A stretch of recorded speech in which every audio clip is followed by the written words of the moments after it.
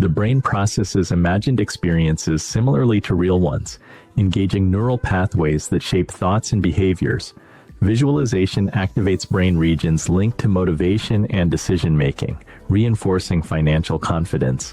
Studies suggest that mental rehearsal enhances performance and goal attainment. To visualize financial success, set clear goals, create vivid mental images, and incorporate positive emotions. The Future Self technique aligns present actions with a prosperous future. Affirmations work by reprogramming subconscious beliefs. Effective ones are present tense, positive, and emotionally resonant. A financial vision board can reinforce abundance by displaying goals, affirmations, and motivational imagery.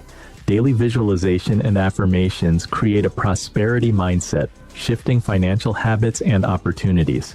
Repeated exposure to these mental exercises rewires neural pathways, promoting confidence and strategic action toward wealth.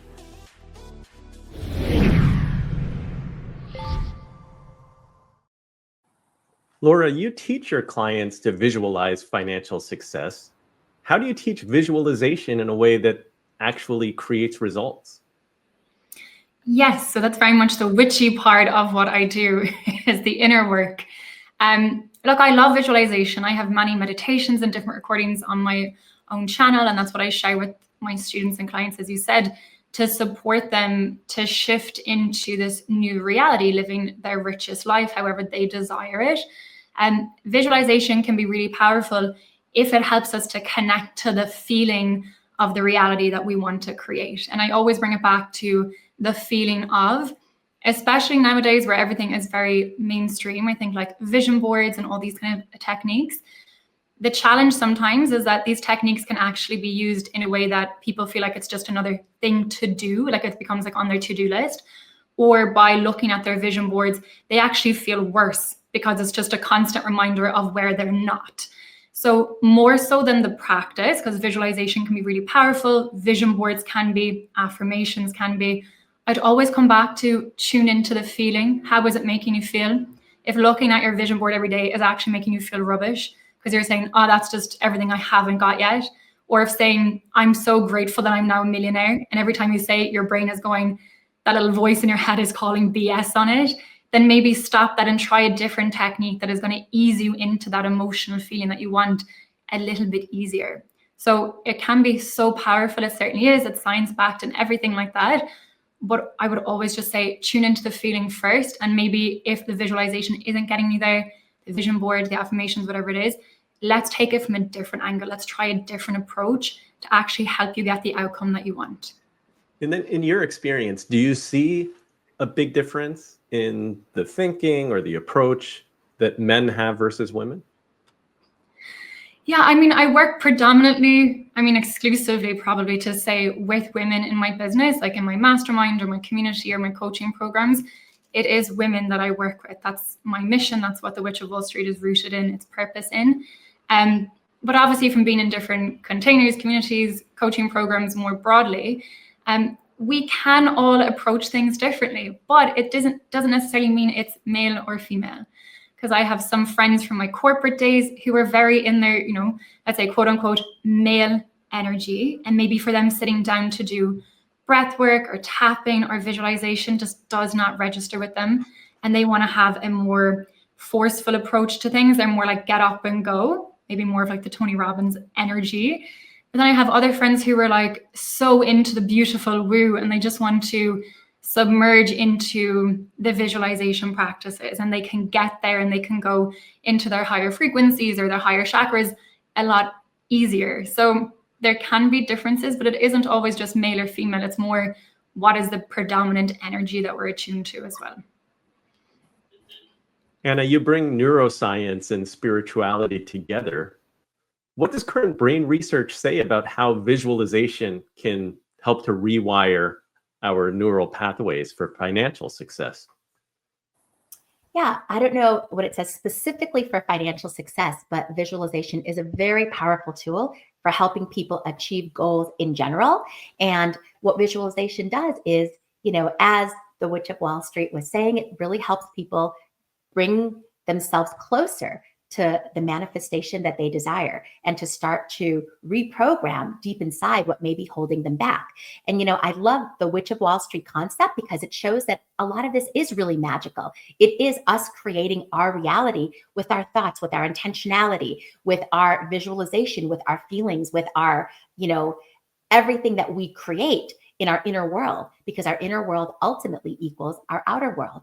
And there is tons of neuroscience support for precisely that as well. Do you have any examples of somebody that you've worked with that changed their financial life through either daily mental rehearsal or affirmations? Yeah. I mean, lots of individuals that I have worked with, I work with people essentially on the concept of manifestation, which is creating that which you most deeply desire. And that is a multi-tiered system as far as how you do that. And that entails taking deliberate, concerted action. So being very, in the masculine manifestation mindset, doing exactly what you need to do, coming up with to-do lists, checklists, getting people to coach you and mentor you, etc. So being very deliberate in your actions, that's number one. And number two is working on the inside and beginning to understand your resistances and blockages to what it is that you truly want to manifest. You may say that you want this, but if that's not coming into your life, there is something that you are doing to block that. And what is that? These are often the unconscious or subconscious blockages that keep us from being the best versions of ourselves. And those are rooted in many different things, including conflicts that we have, including parental relationships, including deeply held core beliefs of which we're not even aware. And so through this work, we help to make the unconscious conscious and thereby give people much more control over their life. Vicki, how does visualization fit into the values-based and ecological lens of prosperity that you write about? Yeah, it's so interesting to listen to this because I'm a social change junkie. I mean, I wake up in the morning and I think about the context that I live in terms of your money, your life. One of the things that we taught was not only the transactional relationship with money or the emotional relationship with money, the beliefs, etc. But we taught that we are soaked in a society that teaches us that more is better and growth is good.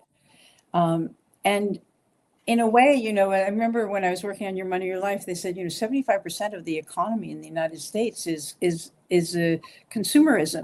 And I was trying to teach people to moderate their consumption. So it was really, it was and still is radical. So, I visualize, if you will, the world I want to live in. I visualize love. I visualize connection. For many years, my motto was enough for everyone and everyone has enough.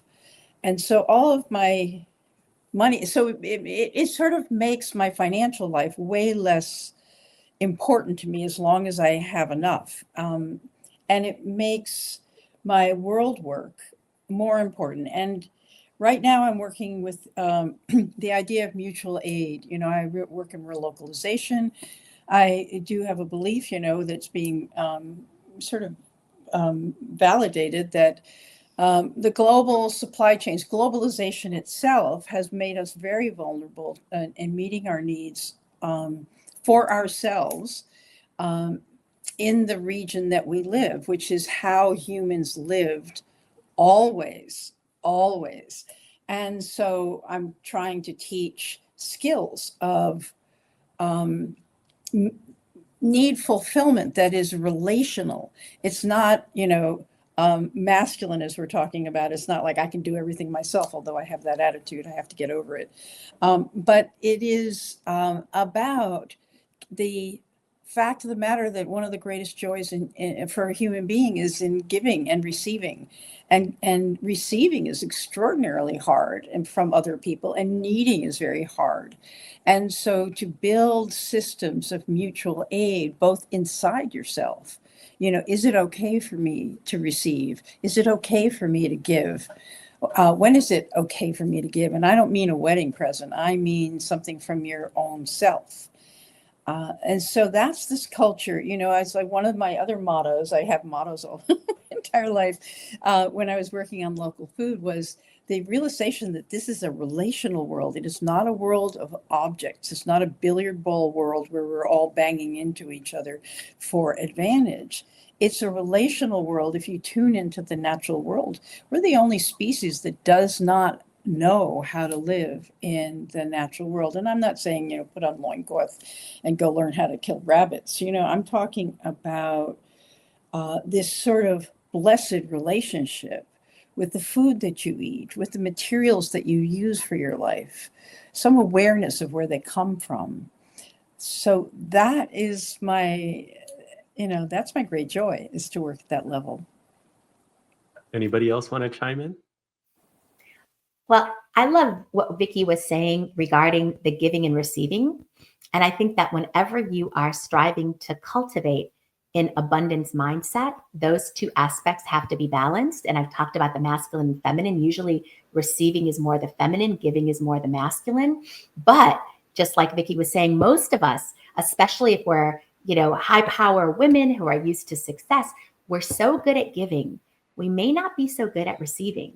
And actually, abundance often comes through the act of receiving and being able to cultivate that capacity and flex that muscle is a wonderful skill set, especially for powerful women, to be able to cultivate, not just to bring in abundance, but to bring in anything that they want, including relationships, including health, etc. Laura, any tactical advice on that front? I mean, I'm just smiling as I'm hearing this. I'm like, yes, this art of receiving is something I know I personally had to go through. I have so many women I work with where this is something that comes up. And you absolutely nailed it when you said we as high-powered women are very good at giving, the culture of like over-giving almost to a fault, learning to receive, to be comfortable to receive. It can start as small as receiving a compliment. When someone says, oh, that's beautiful, good job. Do you shut it down? Do you say, oh no, it was no big deal. Oh, I just got this at the local store. It was only a $5. Like, do we dismiss it? Do we throw it back? Or do we actually allow ourselves to receive? And sometimes we might be looking at receiving the big things, but it can start in the small daily practices, like actually receive the compliment, like allow the other person to give that to you, allow yourself to receive it. It can be walking into your coffee store, ordering a coffee, and when you're receiving it, like, I receive this. It's getting into that mental mindset of actually seeing parts of your life, where your daily habits, where you're receiving things, compliments, little acts, little things throughout your day, so you can actually put yourself in the energy of receiving the bigger things, the so-called bigger things that you want to create or manifest in your life. So big smile on my face when I was hearing this conversation coming up. I'm like, yes, this is definitely something I see women especially. It's an important topic to look at. I like it. So start small. It's okay to start small. Just accept the compliment, and then that can be your gateway to receiving more abundance. And it's interesting because it's not just masculine versus feminine. I think there are also cultural things too, because growing up Chinese American, I think that Asians culturally also have a hard time accepting compliments. We always deflect and say, oh, no, I'm not good at that. You're good at that. Like turn it around. But we have to learn how to just say thank you. So let's move on to the next segment.